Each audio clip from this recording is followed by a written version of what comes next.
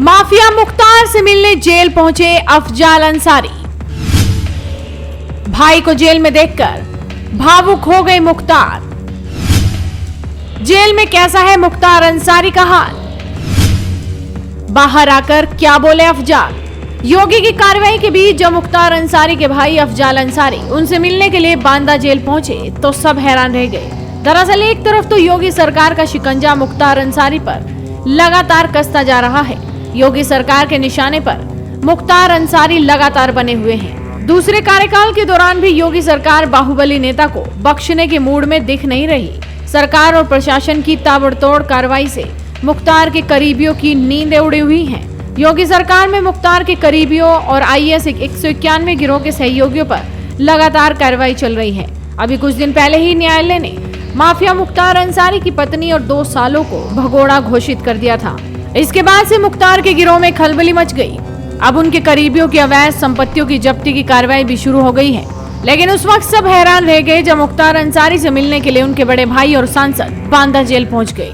दरअसल मंडल कारागार में बंद मुख्तार अंसारी से आज उनके बड़े भाई सांसद अफजाल अंसारी ने 1 घंटे तक मुलाकात की, मुख्तार अंसारी का हालचाल जाना। लेकिन जब बाहर आए तो सबकी नजरें इस बात पर थी कि अफजाल अंसारी आखिर क्या बोलेंगे, क्या बताएंगे कि अंदर मुख्तार अंसारी का हाल कैसा है।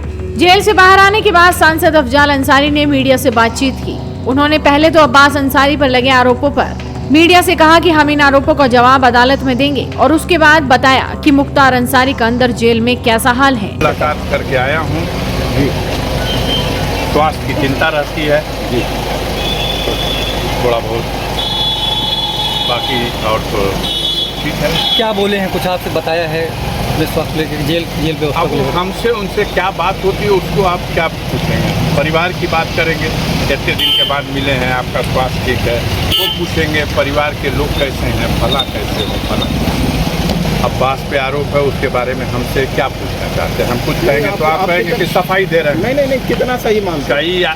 सही, हम अदालत हैं, वो आरोप लगाए हैं, हम उस आरोप को अदालत में पेश करेंगे, अपनी बेगुनाही साबित करेंगे, चाहे अब्बास के लिए हो। क्या कुछ लगता है उन्होंने चुनाव के पहले तमाम भाषण दिए थे, क्या लगता है बदले की भावना? आप दुनिया का दिखाते हो, पूरी दुनिया में जिससे तहलका मच जाए भाषण दिए। हमने उस वक्त भी कंडम किया था। आवेश में भाषण नहीं देना चाहिए कि वो भी एक जिम्मेदार व्यक्ति है।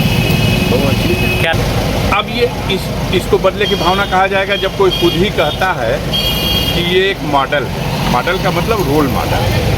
तो अब जनता के सामने जो समस्या है भूखमरी की, बेरोजगारी की, महंगाई की, देश में फैली हुई अराजकता की, बेईमानी की, झूठ की, लूट की, उससे ध्यान हटाने के लिए कुछ करना है ना। तो जो ध्यान हटाने के लिए कुछ करना है उसमें आप सहायक हो और आप उसको रोल मॉडल उनका बता करके कहते हो ठीक है। OP राजभर साहब लगातार कह रहे हैं कि अब मैं बीजेपी में जाऊंगा तो अब बात कमेंट नहीं करूँगा। इस समय चित्रकूट में शिविर चल रहा है, बात करना पड़ा फिर से सारे देश में चल रहा है। कल माननीय प्रधानमंत्री जी, कल गाजीपुर में दिशा की बैठक थी, मैं उस बैठक की अध्यक्षता कर रहा था। 11:30 बजे माननीय मुख्यमंत्री जी ने, 12:30 बजे माननीय प्रधानमंत्री जी ने संबोधित किया। देश में विद्युत संकट को लेकर के उन्होंने तमाम जो सरकार की योजनाएं हैं उसके बारे में प्रकाश डाला। अभी आपने जेल के अंदर मुलाकात की है, विधायक जी क्या कुछ बोले हैं जेल की व्यवस्थाओं को लेकर? अभी आपको बता चुका हूं कि हम जेल की व्यवस्था तो देख रहे हैं, चाक चौबंद है। जहां नियम बनता है वहीं मैं बैठता हूं। जब वहां नियम हम बना रहे हैं तो ये पालन करने वालों को तो वही पालन करना है, उसमें और कोई टीका टिप्पणी करना मुनासिब नहीं। तो सुना आपने, अफजाल अंसारी बोल रहे हैं कि जनता के सामने महंगाई, बेरोजगारी, भूखमरी, लूट और अराजकता की समस्या से ध्यान भटकाने का काम सरकार कर रही है। हालांकि उन्होंने जेल की व्यवस्थाओं को चाक चौबंद भी बताया। तो आप भी इस वीडियो को ज्यादा से ज्यादा शेयर कीजिए और जुड़े रहिए हेडलाइंस इंडिया के साथ।